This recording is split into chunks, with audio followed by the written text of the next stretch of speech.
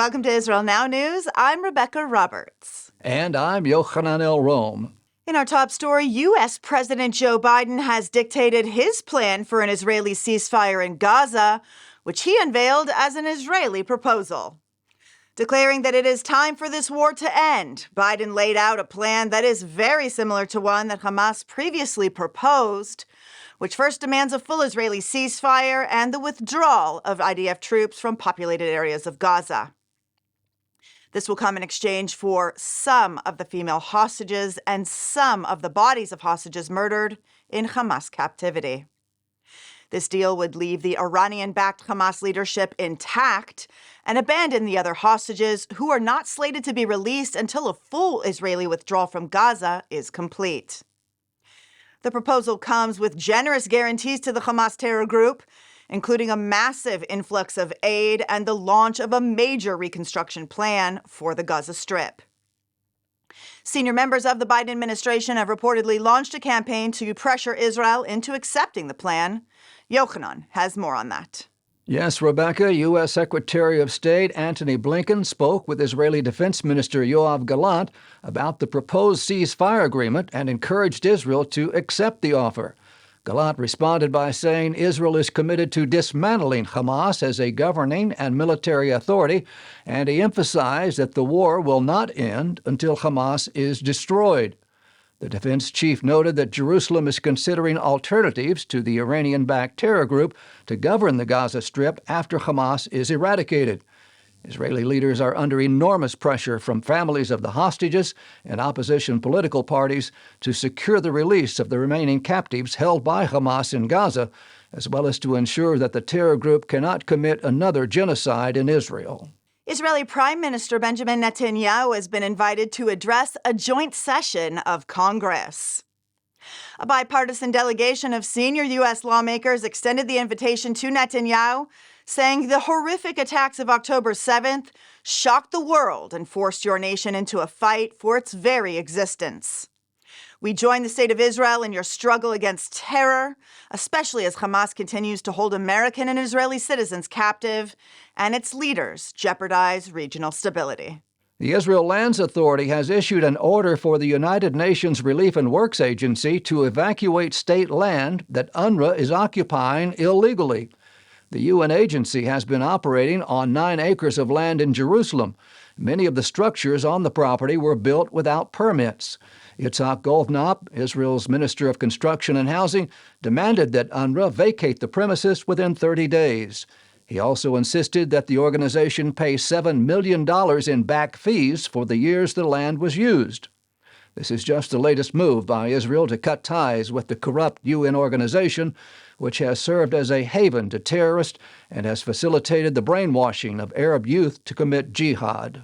Iranian Supreme Leader Ayatollah Ali Khamenei has publicly praised the anti-Semitic protests that have swept across the United States. In an open letter to American students, the Ayatollah said that the activists have formed a new resistance front, aligning them with Iranian proxy armies that attack Western interests in the Middle East and globally. Khamenei evoked the anti-Semitic trope claiming that Jews control the media through funding and bribery. He also encouraged American college students to familiarize themselves with the Quran and to embrace its teachings. The Iranian-backed Hezbollah terror group continues to fire barrages of rockets into northern Israel, which have sparked wildfires in the Golan Heights and the Upper Galilee. Thousands of acres of land went up in flames. The Land Authority says it will take years for some of the areas to recover. The incessant rocket fire prompted the evacuation of dozens of Israeli communities in northern Israel, displacing almost 100,000 civilians. Ynet News reported that Hezbollah is now firing longer-range rockets, which pose an immediate threat to Jews living in the communities of Katzrin, Acre, and Nahariya. An alumnus from Columbia University has snubbed the institution and given a multi-million-dollar donation to Bar Ilan University in Israel. The Columbia graduate is reportedly upset with the way the school handled the anti-Semitic protests that took its campus hostage. A statement released by the anonymous donor announced the $260 million gift to the Israeli institution. saying that he believes Bar-Ilan is best suited to undertake the great task of expanding science-based technological resilience in Israel. Israeli defense firms have been banned from a prestigious international trade show in France. Officials in Paris took the action because they are opposed to Israel's campaign to root out the Hamas terror group in Gaza. Therefore, Israeli companies will not be allowed to participate in the event. Organizers of the Eurosatory 2024 notified Israeli defense firms that they would not be invited or represented at the symposium that hosts 1,700 international firms from 150 nations. 74 Israeli companies were slated to take part in the upcoming exhibition. Israeli leaders appealed to the French government to reconsider the ban, calling the exclusion unfair and a reward for terrorism. A senior commander of the Iranian Revolutionary Guard Corps' Quds Force was killed in an alleged Israeli airstrike in Syria. The targeted attack on the town of Hayyan in northern Aleppo also killed 12 Iranian-backed militants. Israel has not confirmed its involvement in the strike, but has repeatedly said that it will not tolerate Iranian entrenchment on its borders. The Palestinian Authority has begun construction of a luxury community for Arab terrorists in the biblical hills of Samaria. The lavish village will provide private homes to offenders who served more than 5 years in Israeli prisons for terror-related crimes. The PA has been harshly criticized for its pay-to-slay program that gives monthly stipends to the families of terrorists. This latest project is meant to offer another incentive to murder Jews in the biblical heartland. The new neighborhood is located in northeast Ramallah in the terrorist hotbed of Silwad. It is dangerously close to the Jewish communities of Shiloh, Ophrah, and Ateret, and will sit perched above Route 60, the main highway running through Judea and Samaria and the scene of many Arab terrorist attacks. Israel's National Intelligence Agency, known as the Mossad, has reportedly thwarted an Islamic terrorist attack on the upcoming Olympic Games. Just 2 months before the 2024 Olympic Games commence in Paris, the Mossad and European security forces uncovered an Iranian plot to murder innocent civilians at the international event. The Mossad also warned that Tehran is encouraging its fighters embedded in Europe to strike, and said that Iranian-backed groups are directly responsible for violent activity and the promotion of terrorism throughout Europe. Israeli archaeologists announced the discovery of a 1,500-year-old Byzantine church near the southern town of Rachat. Researchers excavating the location ahead of the planned expansion of a Bedouin village found stones adorned with intricate carvings of ships. A short time later, they uncovered the ancient structure. The church is located along an old Roman highway that led from Gaza to Beersheba. Researchers believe that Christian pilgrims would disembark at the port of Gaza, then travel to holy sites throughout the country. The church was half a day's walk from the ancient Gaza port and may have been the first stop on the pilgrimage. It's believed the carvings are the signatures of Christian pilgrims. Similar etchings were found in the Church of the Holy Sepulchre in Jerusalem. Dozens of American lawmakers gathered on Capitol Hill last week to celebrate the Congressional Israel Allies Caucus's Jerusalem Day celebration. The event was held in honor of the 57th anniversary of the unification of Jerusalem under Israeli sovereignty. CIAC co-chair Doug Lamborn greeted the crowd, saying that it is with gratitude that we mark another anniversary of the reunification of the Jewish people's eternal capital of Jerusalem. He said this year it is more important than ever to come together and declare our support for Israel and her people. While we celebrate Jerusalem and Israel's deep commitment to safeguarding it for future generations, we also pause with great sadness to remember the collective pain of the Israeli people as 134 hostages, including 8 Americans, are still being held by the murderous terror group Hamas. Jews around the world will celebrate the holiday of Shavuot this week. Since Passover, Jews have been observing the biblical Omer count, which lasts for 49 days and concludes with the grain harvest festival of Shavuot, known as Pentecost on the Christian calendar. This holiday also commemorates the giving of the Torah to the people of Israel at Mount Sinai 3,000 years ago. Jews traditionally go to the synagogue to hear the reading of the Ten Commandments. It's also a tradition to read the book of Ruth during this holiday, as her great-grandson, King David, died during Shavuot.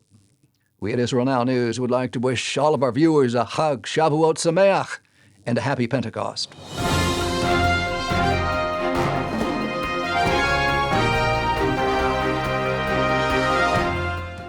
That concludes the news portion of our show. Stay tuned for Ask the Source with Josh Reinstein.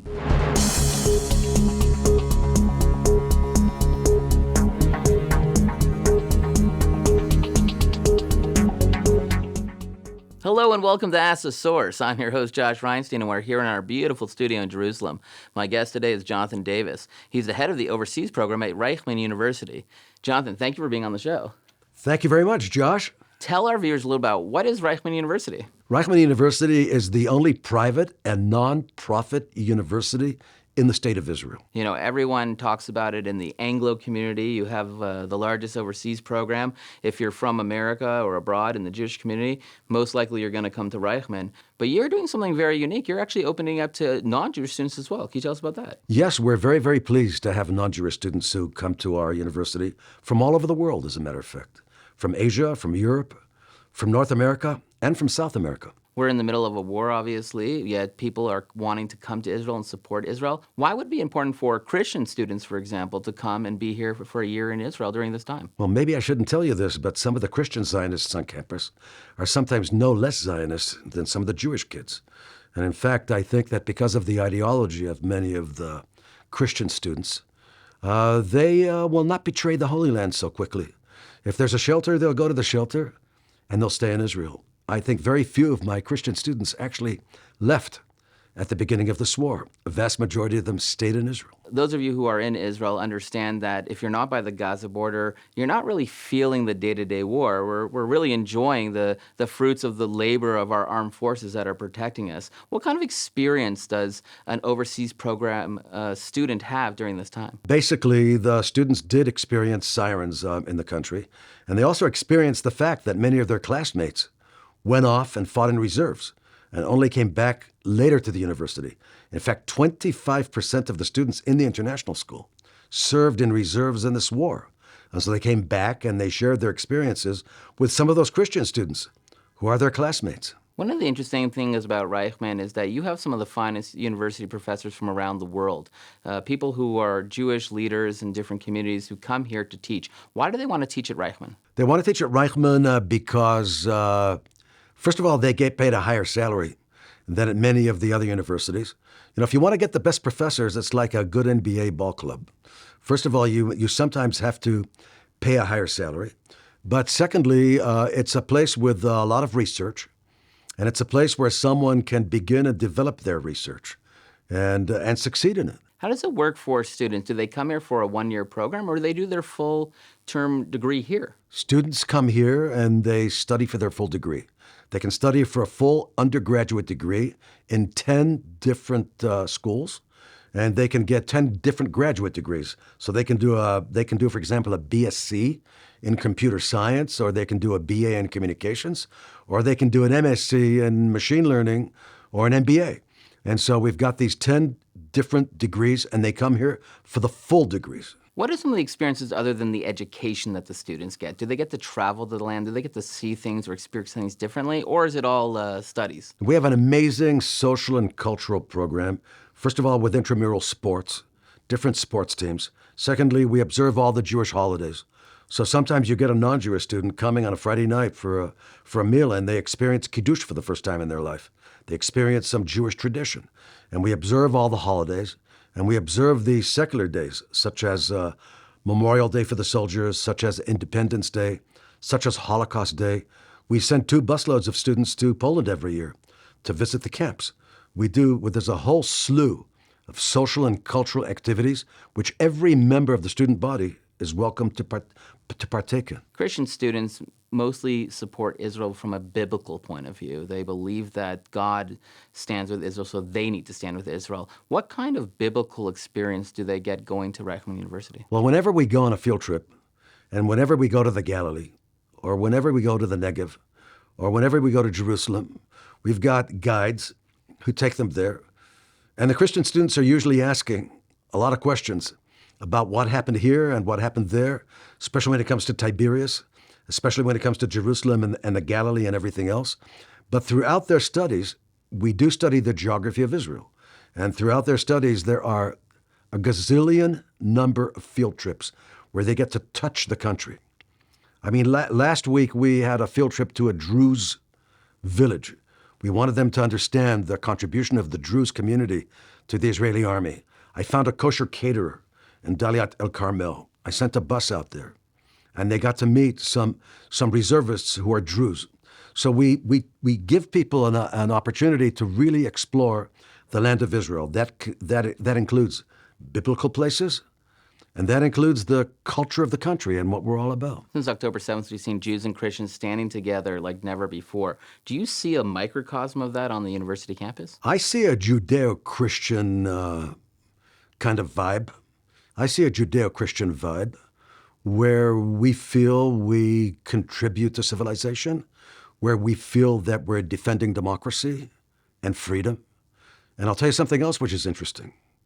Every year, we have on our campus 10 cadets who have actually graduated either West Point or Annapolis or Colorado Springs. Now, most of those young lieutenants are Christians, and many of them come from the Midwest. And they come to study counterterrorism at our university. They come to do a master's degree at our university. And just last week, I had a meeting with Israeli reservists and them together.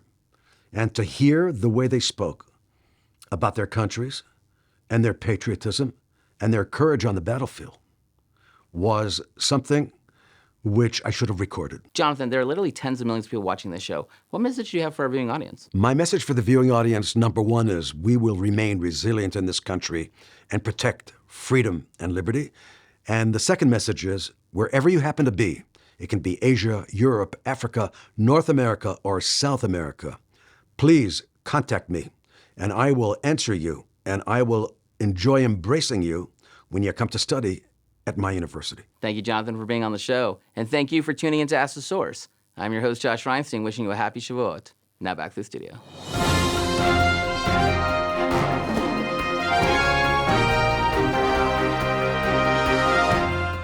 And now the truth from Zion.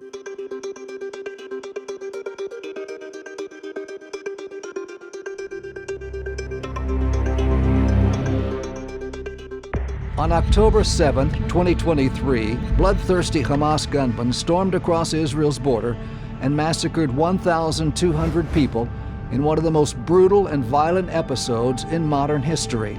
After murdering, raping, looting, and wreaking havoc, 253 individuals, old, young, male, and female, were taken captive into Gaza. 133 remain there. This war is not just about winning battles. It's about achieving a decisive outcome that will bring peace and security to Israel and stop the spread of terrorism to other nations. Total victory means wiping out Hamas's leadership, its terrorist fighters, its infrastructure and underground tunnel network. It means securing the release of Israel's remaining 133 hostages and ensuring that every Israeli citizen can live free from the threat of terror. Things went from bad to worse in Gaza following a violent coup by Hamas against the ruling Palestinian Authority in 2006. Hamas has a history of firing missiles from residential neighborhoods, but they frequently kill their own civilians when the rockets misfire. Hamas partly funds its terrorist operation by stealing aid donated by international organizations and then selling it to Gaza residents at inflated prices. But life will dramatically improve for the oppressed citizens of Gaza once Hamas has been destroyed. However, the path to total victory will not be easy. Many Western countries do not understand the true security risk faced by the Jewish state. They demand that Israel fight this war of survival differently than any other nation at war in the history of the world. In urban warfare, the best armies around the world have a rate of killing one terrorist for every 9 civilian deaths. If Hamas's Ministry of Health numbers are accurate, which everyone doubts, in the first 6 months of the war, 32,000 Gazans were killed. 16,000 of those were terrorists intentionally targeted by the IDF. The average for Israel's military is approximately 1 civilian death for each Hamas terrorist killed. Israel's army is the most humane urban warfare force in history. Experts in top U.S. institutions are now studying and learning from it. Even with these impressive statistics, Israel is held to a higher standard than any other country and is expected to conduct a more humane war against an enemy that uses women and children as human shields. Total victory in Gaza is just the beginning. Israel also has a problem on its northern border, where Hezbollah in Lebanon threatens the safety of Israelis on a regular basis. Rockets rain down on northern communities, forcing evacuees to remain displaced and unable to return to their homes. This is still the case today, more than half a year after the start of the war. The war will not stop until Israel achieves total victory. Once we wipe out Hamas and rescue our hostages, we will need to turn our attention to the north to stop Hezbollah so that our citizens can go back home. In 2005, the Israeli government initiated the Gaza disengagement. All Jews were forcibly removed from the Gaza Strip. The hope was that with a stretch of land reserved only for Palestinians, there would be peace with Israel.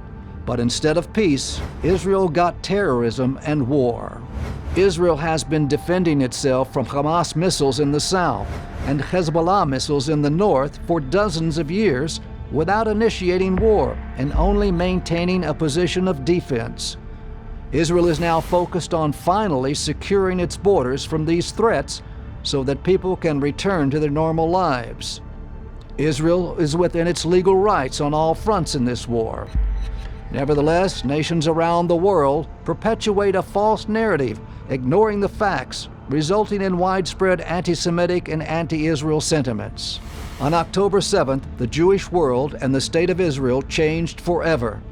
Israel abandoned its policy of appeasement for one of total victory that will protect its citizens.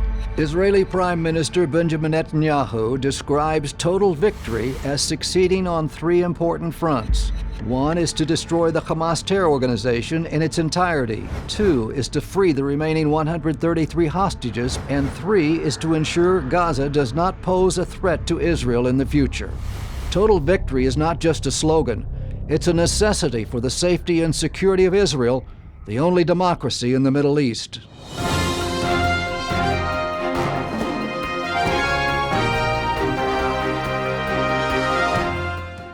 Up next, the ICEJ Report from the International Christian Embassy, Jerusalem.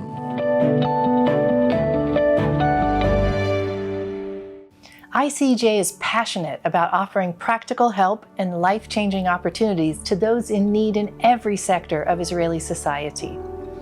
Since Israel's war with Hamas began, Israeli citizens have been negatively impacted economically, with many business owners losing more than 50% of their monthly income. This makes it difficult to keep their business afloat and to provide for their families. Government compensation offers insufficient relief for small businesses, many that are operated by women. The situation is even more complicated for those evacuated from their homes, far away from their customer base. To help alleviate these challenges, the ICEJ is sponsoring business mentorship and giving grants to help small businesses succeed, even in these challenging times.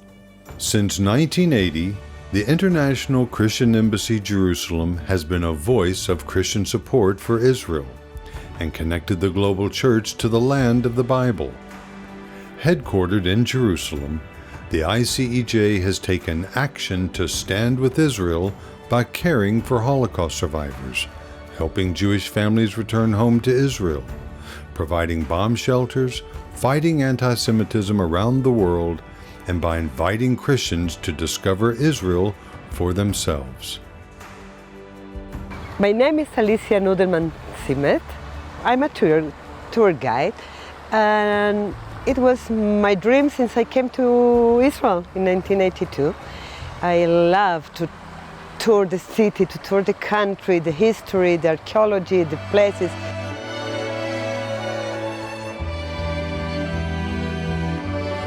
And 1 year before the COVID pandemic, I started my course. I received my license, I started to work, and it was fantastic. But then pandemic came from one day to the other, no business at all.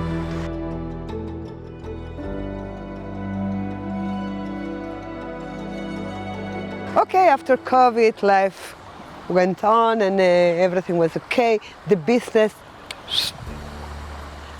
and October 7th.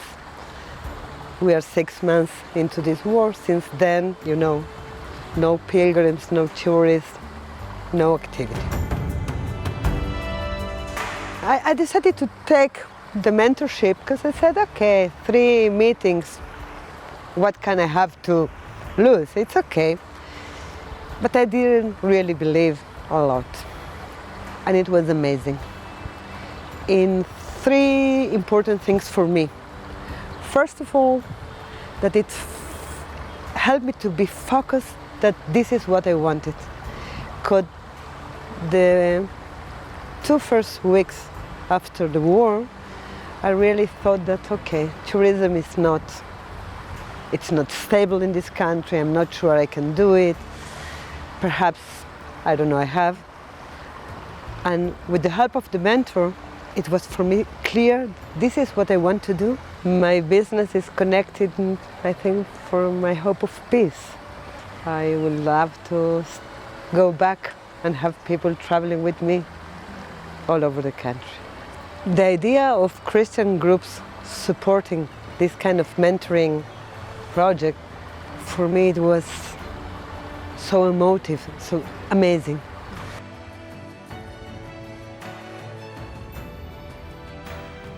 After Hamas brutally attacked Israel on October the 7th, 2023, the ICEJ has been actively standing with Israel and her people through advocacy and urgently needed aid projects.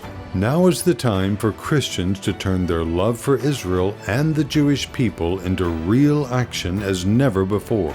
Your donation will help deliver bomb shelters to at-risk areas, provide necessary supplies for first responders, support affected citizens with trauma care, and will eventually help rebuild these devastated communities. Visit ICEJUSA.tv to donate online or call 1-800-910-6355 and give your generous gift today.